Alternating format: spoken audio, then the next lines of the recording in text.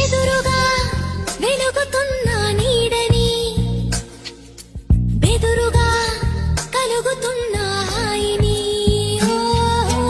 అనువున తొణుకుతున్న చురుకుని, మనసున ముసురుకున్న చెమటని, ఇష్ట కష్టాలని ఇప్పుడేమంటారు, ఈ మోహమాటాలని మరి ఏమంటారు, స్వల్ప భారాలని ఇప్పుడేమంటారు.